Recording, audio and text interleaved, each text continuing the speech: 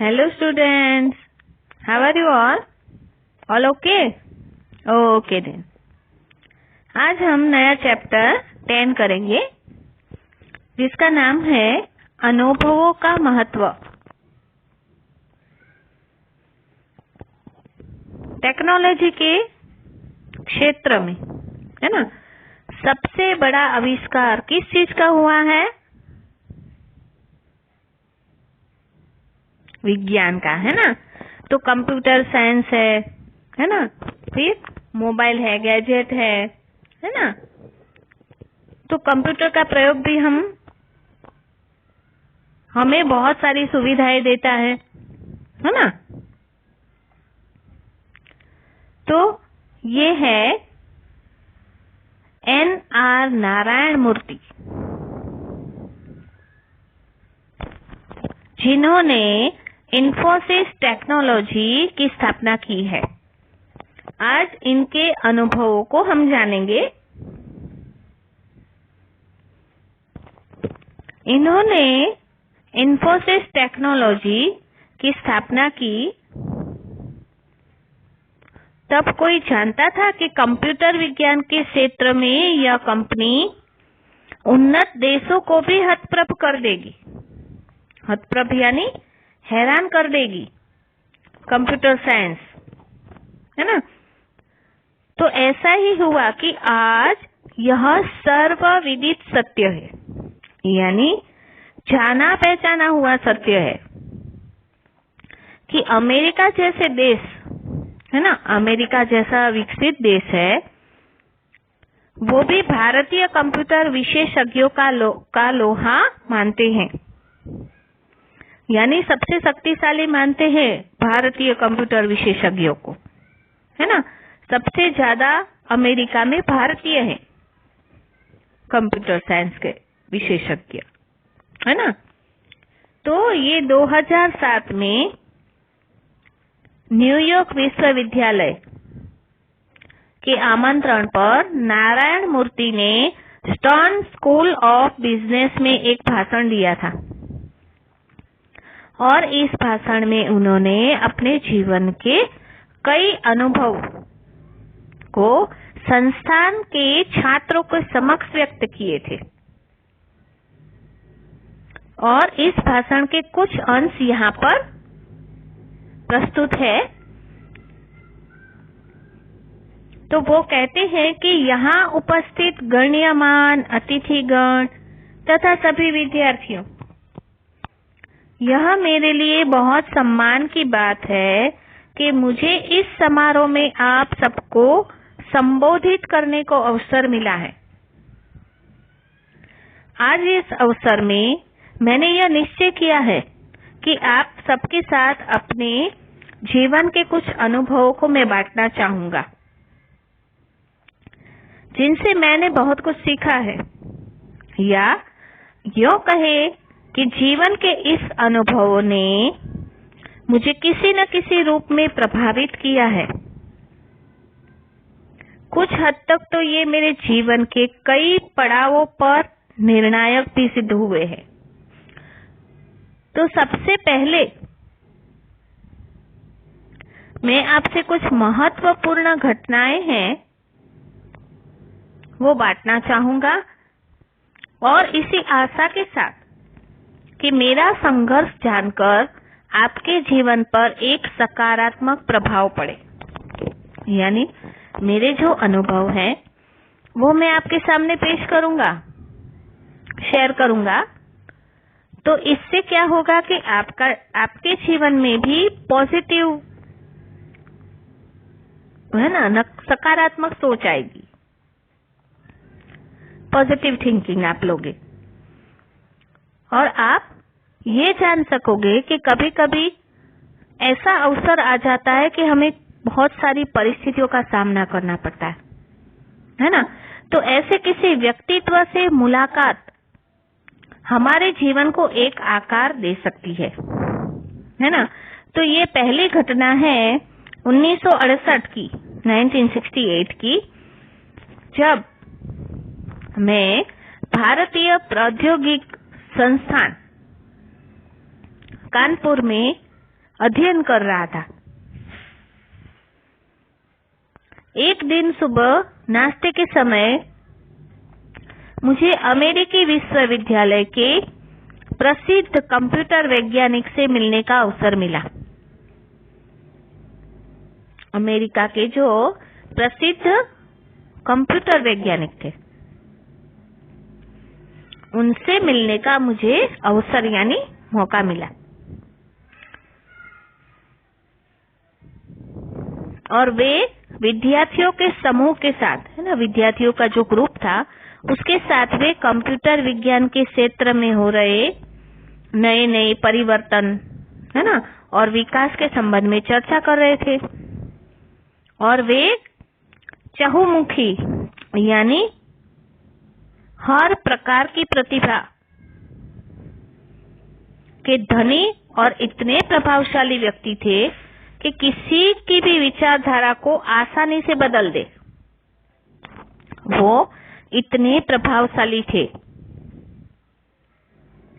मैं उनसे इतना प्रभावित हुआ, प्रभावित यानी अट्रैक्शन, है ना, कि नाश्ता समाप्त करके सीधा पुस्तकालय में जा पहुंचा।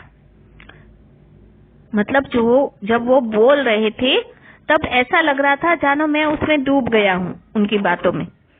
और उनकी बातों का मुझ पर ऐसा असर पड़ा कि मैं सीधा पुस्तकालय में जा पहुंचा और मैंने उन शोध पत्रों को ढूंढ निकाला जिनका उल्लेख उन्होंने नाश्ते के दौरान किया था। और उन शोध पत्रों को पढ़ने के उपरांत मैं जब पुस्तकालय से बाहर निकला तो निश्चय कर चुका था कि मुझे कंप्यूटर विज्ञान में ही अपना भविष्य बनाना है। मैंने निश्चय कर लिया कि मेरा फ्यूचर किसमें है? कंप्यूटर विज्ञान में, है ना, कंप्यूटर साइंस में। तो मित्रों, जब मैं पीछे मुड़कर देखता हूं तो सोचता हूं कि कैसे एक युवा विद्यार्थी के भविष्य को अच्छा बनाने और संवारने में एक आदर्श व्यक्ति की महत्वपूर्ण भूमिका होती है ना। हर एक सफल आदमी के पीछे कोई ना कोई तो रहता है ना। तो यह अनुभव हमें सिखाता है कि कभी कभी कुछ अकल्पनीय यानी जिसकी कल्पना भी नहीं की होते हैं वैसी घटनाएं घटती है और वैसे विचार आपके लिए बहुत महत्वपूर्ण बन जाते हैं और आपके जीवन में आशा और प्रगति का संचार भी करते हैं, यानी उन्नति का विकास करते हैं, है ना। तो यह घटना थी जिसने मुझे कंप्यूटर विज्ञान के क्षेत्र में पहुंचाया, है ना। और अब बात करते हैं इसके आगे की यात्रा की। मेरे जीवन में एक ऐसी घटना घटी कि जिसने मेरे व्यक्तित्व को ही बदल डाला। मेरा व्यक्तित्व ही बदल गया। सन 1974 यानी 1974 की ये बात है। जब मैं पेरिस गया था तो पेरिस में जब भारत लौट रहा था तो रास्ते में बुल्गारिया में रुका था, जहां से मैंने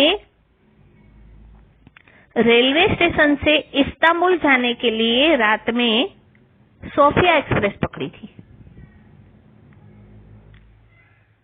सोफिया एक्सप्रेस ट्रेन थी, उसमें वे इस्तांबुल जा रहे थे। कहां से? बुल्गारिया से, है ना। तो रेलगाड़ी के डिब्बे में कुछ गलतफहमियां हो गई कि बुल्गारिया की पुलिस ने मुझे गिरफ्तार कर लिया। शायद किसी ने उन्हें ऐसी सूचना दी थी कि एक महिला सहयात्री के साथ वो यहाँ की सरकार के विरुद्ध कुछ षड्यंत्र रच रहे हैं। तो एक छोटे से कमरे में मुझे रखा गया था और ऐसी परिस्थितियों में मुझे 72 घंटे यानी 72 आवर्स के लिए कैद में रखा गया और उसके बाद मुझे रिहा कर दिया गया। रिहा करके पुलिस वालों ने इस्तांबुल जाने वाली गाड़ी के गार्ड के डब्बे में बिठा दिया।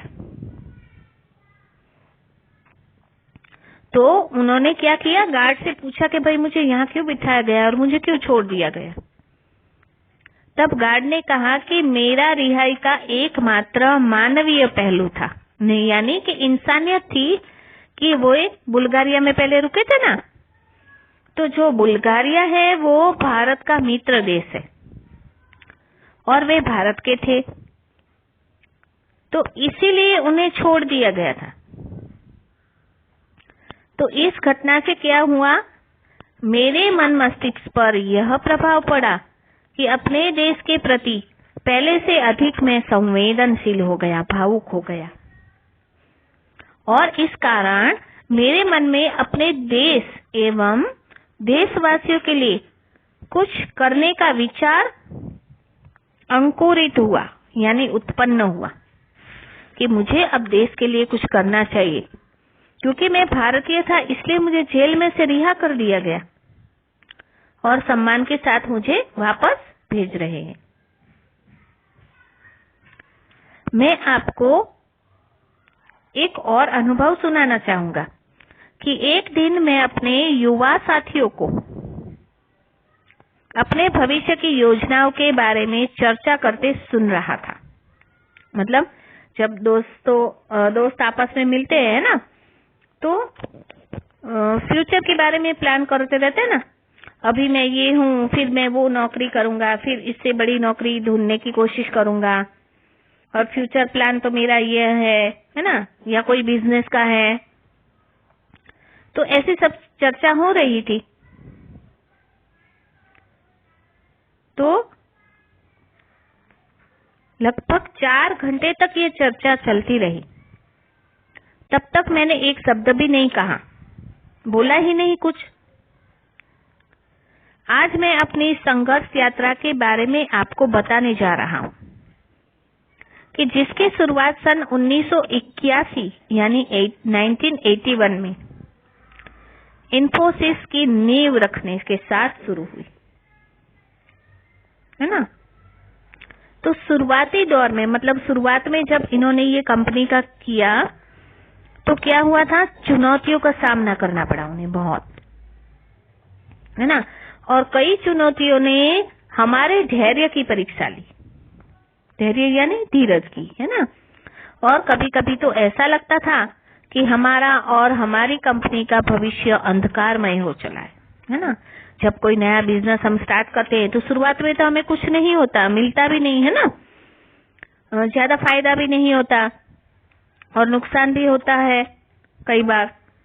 तो ऐसे लगते था कि शायद हमारा भविष्य अंधकारमय हो जाएगा। लेकिन मैंने और मेरे सहयोगियों ने, जिनके साथ मिलकर मैंने कंपनी की शुरुआत की थी, हमने इन चुनौतियों का डटकर सामना किया।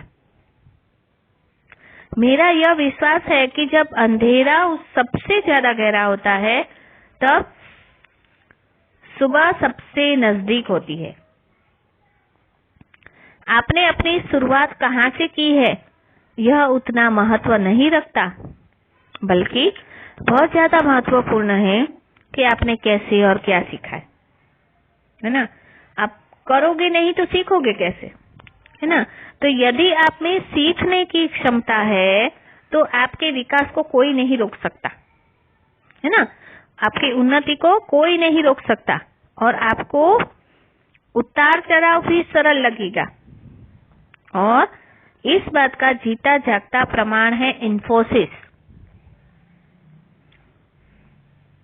हमें अपने अनुभवों से सीखना चाहिए कि कभी कभी मुश्किलें भी आती हैं, है ना।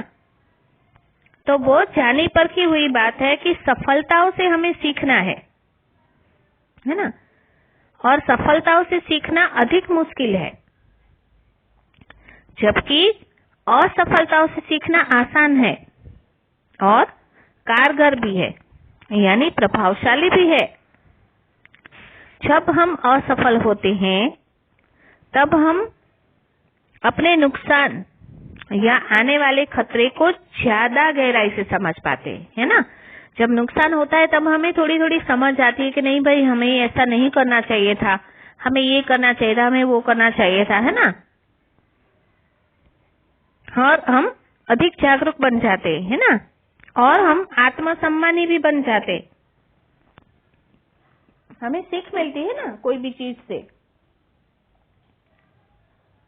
तो मित्रों, अंत में मैं यह कहना चाहूंगा कि आप आगे बढ़े, बस अनुभवों से सीखे और चुनौतियों का सामना जो है वो डट कर करें और अपने विवेक बल पर करें, यानी अच्छे बुरे की पहचान करें आप, तो निश्चय ही भविष्य के द्वार आपके लिए अपने आप खुलते जाएंगे। आपकी उन्नति ही होगी, आपका विकास होगा। और अपने जीवन के अनुभवों के आधार पर मैं कह सकता हूं कि मैंने अनुभवों से सीखा है और अपनी सोच के दायरे को विकसित किया है मैंने। तो शायद स्वयं को पहचानने के कारण ही मैं आज इस मुकाम तक पहुंच पाया हूं, है ना। तो मैंने स्वयं को पहचाना है, इसीलिए आज मैं इस मुकाम तक पहुंच पाया हूं अनुभव से, है ना। तो सादगी और प्रतिभा का सम्मिश्रित रूप यदि देखना है तो इन्फोसिस टेक्नोलॉजी की स्थापना करने वाले, है ना, ये जो नारायण मूर्ति है, इनसे सीखिए। इन्होंने अपने जीवन के अनुभवों का साझा किया है ना। समझ में आ गया ना सबको चैप्टर, कि एक्सपीरियंस ही काम आता है। आप एक्सपीरियंस लोगे नहीं तो सीखोगे कैसे, है ना। ठीक है, ओके देन।